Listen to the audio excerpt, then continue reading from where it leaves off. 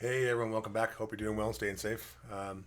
Happy Canada Day for all my fellow Canucks. I'm going to talk about a ship here that I am obviously biased on because I'm a ex-Royal Canadian Navy sailor and I do love Canadian ships. Now this is Her Majesty's Canadian ship Yukon. She had an illustrious, amazing career in World War II. Massive battles, massive awards, just amazing. Not. She is a World of Warships paper ship. I think she's based loosely on the King George design, basically. Kind of like a Tier 8 Monarch at Tier 7. I personally have not done the British battleship line, so as a Canuck, I had to buy this because I'm a Canuck and I had to have the camo, which to me is fantastic. So I want to start with some of the basics. Armor layout. Yeah, she's a bit of a glass jaw. She's got 26 millimeter up front, not 27 or even more. And she's the armor thickness is not bad. I mean, it's quite high, 381 millimeters, 16, and her guns are at 229, give or take, 305 at the front. Now, you can angle correctly in this boat and deflect shots, but when you start getting into tier 8 boats, tier 9 boats, yeah, you can have a problem. Not to mention, if you get into tier 9 Nakazuki Kitakazi, they can pretty much pen you with almost no upgrades or set you on fire. So I won't say it's a glass ship, but you got to be very careful how you play it, or you will end up dead pretty quick.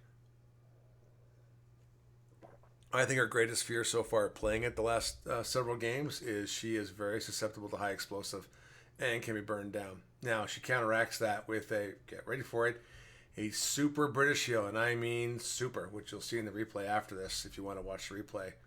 Um, Her survivability is not bad. To my opinion, at tier 7, it's 60,000. Now, I believe that I have this upgraded with the captain skills, which I'll get to in a minute, but I like it overall. As I mentioned, survivability is pretty good. Her torpedo protection is 22%, which again, not bad overall. Now, you can do this boat in two different ways. I'm going to show you something here. My fire chance right now with all my flags, I'll get to in a bit, I have a 37% chance of fire. If you look at the Thunderer and you look at the Conqueror, they're in the low 40s, so mid to low 40s, so it's not that bad. And I can do a lot of damage. The HE shell penetration is 64 millimeters, so if you're shooting at ships from a distance, you can actually set them on fire pretty bad. I'm not saying every shot's a fire, but it's pretty good. AP is not bad, especially if it's a boat broadside. I don't care if it's a tier 9 battleship. You can citadel and do some serious damage. The biggest issue that this boat has, without a doubt, in this boat, is her maximum range of 15.7 kilometers. That's a problem. When you start, if you're in a tier 6, tier 5, not a problem. If you're in not a problem, but okay. But if you're in a tier 7, tier 8, not so good. Tier 9, yeah, you're going to be overmatched quite a bit. And you're going to be struggling to get forward to actually do damage. Do not rush in with this boat. Because of the HE vulnerability and the armor and these guns, you're dead. It's just that simple. Her secondaries are okay. I've got my expect out for the basic general destroyer at 6.2. I mean, it is what it is. That's when you typically start seeing destroyers at tier 9 and below, 6.1. So at least you'll start opening up on destroyers. It's not really a secondary build type of ship. A defense, I'm going to say it's okay, but I'm not going to go any higher than okay. You might want to have yourself the cruiser, stick around with an AA cruiser, do what you can, but it's okay. Use priority sector. I'm going to stress the word it's okay. It's not fantastic. It's no Holland. It's no Kidd. It's no Atlanta. One thing I do like about it, she's pretty fast, almost 30 knots. Her rudder shift time is 9.7 seconds, not modified. This is actually pretty good. You'll see in the video when I'm going up against Nicholas, instead of eating 6 torpedoes, I eat 1. The rudder shift is quite good and quite fast in my opinion. Typical British type rudder. Concealment, this is really excellent. 11.5 kilometers with captain skills. Detectability in smoke, again, 12.2, which again, you can put in smoke. You can, and I've done this in one game with Destroyer to hide, and everyone was over 12 kilometers away from me, so I just sat there and HE spammed them for a while.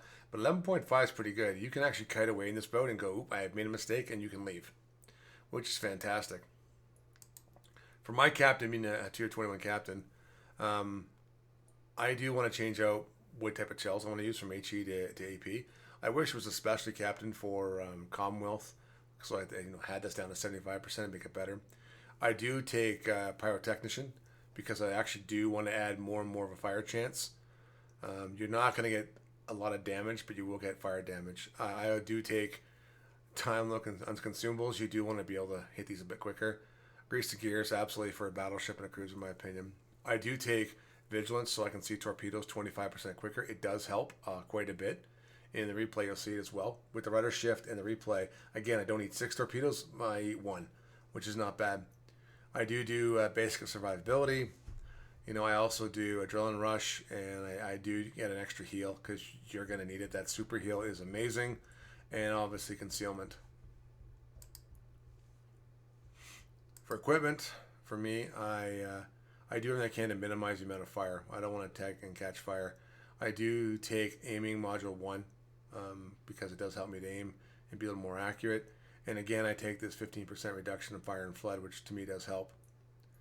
When you have a spotting aircraft or a fighter, I personally will take the spotting aircraft. AA is not that good, fighters aren't that good, but you do actually increase your range of firing by 20%. That's outstanding. When you're at 15 and change kilometers, do the math, you're going to add almost an extra 3 kilometers to that and be close to 18. So it does help. And of course, the super heal. This is amazing. I had a game where I got burned down quite a bit. I think I took something like 50,000, almost 50,000 damage in fire, and almost healed my entire boat back. So it was quite good. It's worthwhile. Wow. Exterior for me, for flags, the usual basic lineup for a battleship for me is what I take. Again, more of a fire chance. I do take my secondaries here. I just don't take AA. It's not worth the flag. I take economic, and these specialty flags, they do help my captain. But overall, these are the ones I do take for the basics of the ship. Well, I hope you enjoyed that little insight. If you did, great. Oh wait, we almost forgot it. Almost forgot. Sorry. And of course, I'm a Canuck, so had to take the special permanent camo, the maple leaf. Isn't that gorgeous? Look at that. It's just gorgeous. I love it. Anyway, that's it for me. Enjoy the replay and have fun. Take care.